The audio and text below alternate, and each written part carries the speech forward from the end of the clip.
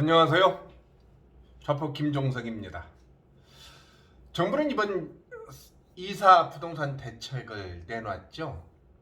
저도 이 방송을 2번 했고 오늘 3번째 방송을 했지만 정책의 방향이나 정책의 효율성에 의문이 들 수밖에 없는 대책이 아닌가 그런 생각이 듭니다.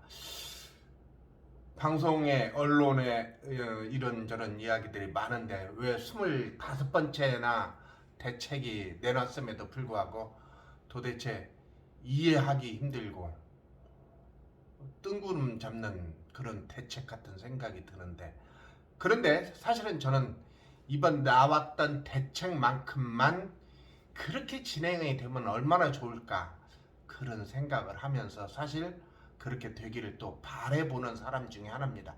그렇게 해야 집값이 잡힐 수밖에 없기 때문이죠. 한번 생각해 보세요. 2017년 집값이 지금 얼마나 올랐습니까? 완전 배가 올랐습니다. 배가. 제가 아는 사람 서울에 2007년도에 5억이 안 되게 집을 샀습니다. 5억이 안 되게. 근데 그 집이 10억이고요. 6억 언저리에 산 집이 지금 14억, 15억이 갑니다. 이렇게 집값이 오르다 보니까 많은 사람들이 고민하죠. 그럼 지금 집을 또 사야 되나? 혹시 꼭지가 아닐까? 그러다 떨어지면 그런 생각을 합니다. 그런데 말입니다. 지금 여러분들이 13억짜리 집을 사서 그것이 18억이 갔다면, 그래서 그게 16억으로 떨어진다면 어떻게 생각할까요? 숫자로 보면 2억이 떨어졌지만 결국은 13억에 산 것이 16억이 올랐으니까 3억이 오른 거 아닐까요? 이제 많은 사람들이 집값 떨어질 거란 이야기를 많이 합니다. 사실은 집값도 떨어지고 세금도 빠졌으면 좋겠습니다. 그래서 다주택자들이 가지고 있는 집이 시중에 나왔으면 좋겠습니다. 일부 방송에 의하면 서울 동쪽과 남쪽에 물건 공급이 많아서, 물량 공급이 많아서 전세값이 빠졌다, 그런 이야기를 나오고 있습니다. 그런데 여러분, 현장에 가보시기 바랍니다. 신문 몇 줄 읽고 이렇게 저같이 하는 유튜브 방송 몇 번 듣고 판단하지 마시고 현장에 가보시면 답을 알 겁니다. 이번 대책 일부 내용에 대해서는 이것이 옳은 것인가 하는 생각까지 들기도 하는 대책들이 많이 나왔죠. 즉 대책 발표 이후, 그러니까 지금 빌라나 아파트를 사게 되면 나중에 그 지역이 공공시행정비 개발사업으로 지정된다면 분양권을 받는 것이 아니라 현금 청산을 받게 된다는 내용이 포함되어 있습니다. 도대체 이게 무슨 말이에요? 구역 지정도 되지 않았고 구역 지정이 될지도 모르는데 그곳에 집을 샀다고 해서 현금 청산을 다 한다는 것이 이게 말이 되는 말일까요? 그런데 말입니다.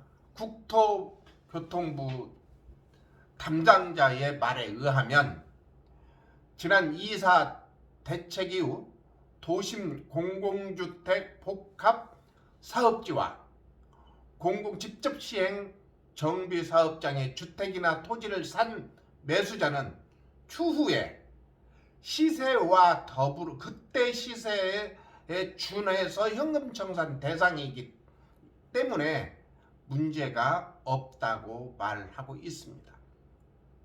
말이 참 어려워요. 간단하게 풀어서 말하자면 도시 공공주택 복합사업지는 저층 주거지나 준공업지역 등을 말하는 거예요. 정비사업장은 말 그대로 재건축 아파트를 통칭하는 말입니다. 다시 한번 말씀드려 볼게요. 도심 공공주택 복합사업지는 저층 주거지나 공업지역을 말하는 거고요. 공업지역을 말하는 거고, 정비사업장은 말 그대로 재건축 아파트를 통칭하는 말입니다. 이 말을 다시 풀어서 말한다면 빌라나 주택, 상가, 노후, 아파트 등을 다 포괄한다는 의미입니다. 다시 말해서 재개발, 재건축을 할 만한 곳에 지금 들어가지 말라, 이 이야기입니다. 지금 그런 곳을 찾아서 집을 사는 사람들은 나중에 현금 청산하겠다. 다시 말해서 투기, 지금 그런 곳에 가서 집을 사는 것은 투기다. 투기이기 때문에 분양권을 주지 않겠다. 그렇게 정리해 볼 필요가 있습니다. 국민의 주거의 자유를 침해할 수 있는 이번 대책은 위헌 요소가 다분히 담겨져 있지 않을까요? 우리는 주거, 이주의 자유가 있기 때문에 그렇습니다. 이 말을 이제 다시 한번 뒤집어 생각해 보면 조만간 정부는 재건축, 재개발을 진행하겠다라는 포석이 아닐까요? 다시 말씀드려서 어느 지역을 묶어 놓는다는 거예요. 묶어 놓고 너희들 지금 이쪽에 들어가면 투기꾼이야. 그렇기 때문에 그쪽에 들어가면 나중에는 분양권 주지 않고 현금으로 줄 거야. 현금. 그랬기 때문에 지금 들어가봤자 별 볼 일 없어. 들어가지 마. 그렇게 얘기한 겁니다. 근데 그 지역이 어디요? 아무도 모릅니다. 서울 전 지역을 이 얘기해버릴 수 있다는 거예요. 전국에 225곳을 사업지를 염두에 두고 있다는 겁니다. 문제는 이것이 정부의 계획에 불과할 뿐이란 거죠. 이 계획은 틀어질 수도 있고 취소될 수도 있지 않겠어요? 아무튼 어딘지는 모르지만, 그리고 언제 될지도 모르지만, 그 어느 지역에 집을 샀다가 나중에 그곳이 지정되면 추후 현금 청산이 대상이 된다는 것입니다. 즉 나는 이곳이 공공사업 대상지인지도 몰랐다라고 말해도 소용이 없다는 것이죠.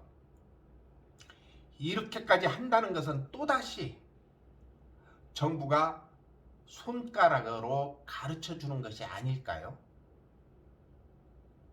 몇 년 전에 걸쳐서 규제지역으로 지정되면 정부가 그곳을 투자할 수 있는 지역이라고 여겼다는 우스갯소리를 우리는 기억하고 있을 겁니다. 조만간 재개발, 재건축을 할 것이라는 방향을 알려준 것이 아닐까, 그런 생각이 듭니다. 그럼에도 불구하고 도정법에는 투기를 막는 위헌 소지로 분양권도 양도 시점을 명시하고 있습니다. 즉 도정법 자체를 침해하는 조치라서 이번 대책은 위헌 논란에 휩싸일 것으로 보입니다.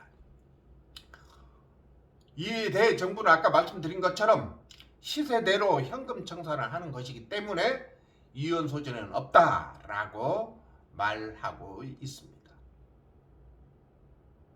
여기에서 시세란 어떤 기준을 가지고 말할까요? 물론 감정을 하겠죠. 그런데 감정을 할 때 개발 이익까지 포함해서 감정을 하고 보상을 하는 현금 청산을 할까요?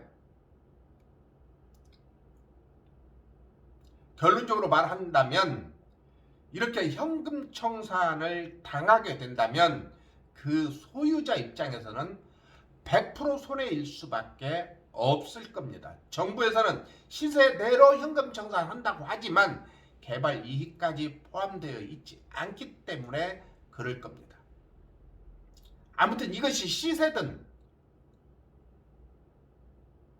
개발 이익을 포함 가격이든 소유자 입장에서는 손해라는 인식을 정부에서 어떻게 극복할 것인지, 토지 수요자들한테 어떻게 설득할 것인지 우리는 한번 이 내용을 지켜볼 수밖에 없을 겁니다.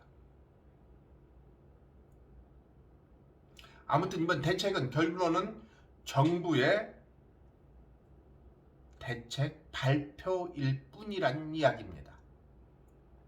물론 거대 여당이기 때문에 국회에서 법을 만들어 정부 정책을 뒷받침할 수 있겠지만, 그래서 3월 구정 지나고 3월 정기국회에서 이 법을 임시국회에서 이 법을 통과시키도록 하겠다라고 발표를 했지만 지금 정당 간에 갈등이 존재하는 것도 사실입니다. 만약 이 법이 지난 7월에 발의했던, 그리고 8월에 국회에서 통과했던 임대차 3법처럼 수정이 되지 않고 그대로 통과가 될까요? 왜 그러냐면 보통 법은 공표일 이후로 실효성이 있다고 판단하거든요. 그런데 이 법은 아무런 법적 근거 없이 대책 발표 날을 기준으로 소급 적용한다는 것은 다분히 유효한 소지가 있다고 볼 수밖에 없습니다. 왜 이런 무리를 두었을까요? 위에서 말한 것처럼 정부는 앞으로 재개발, 재건축을 진행함에 있어서 미리 거래를 묶어두려는 의도로밖에 볼 수가 없습니다.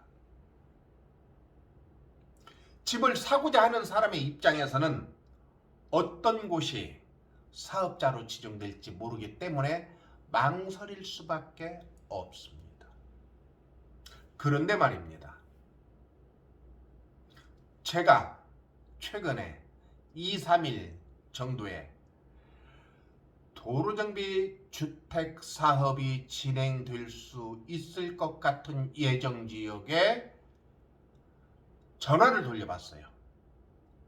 그랬더니 그쪽에서는 이 영향이 하나도 미치고 있지 않더라고요.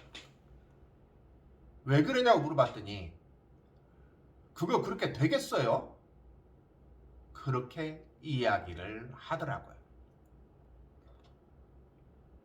아무튼 집을 사고자 하는 사람 입장에서는 망설일 수밖에 없고, 그래서 5년간 서울을 중심으로 투기자들이 몰릴 수 있는 그런 지역을 묶어놓았다는 이야기로 들릴 수 있습니다. 그렇다고 한다면 바로 그 옆에 어떻게 될까요? 또 풍선이 존재하지 않을까요? 그래서 아까 위에서 제가 말씀드린 것처럼 또 정부가 손가락으로 콕 찍어서 이야기해 준 것으로 판단할 수밖에 없다, 그런 얘기입니다. 왜 그러냐면요, 지금 시중에는 유동자금이 너무나 많거든요.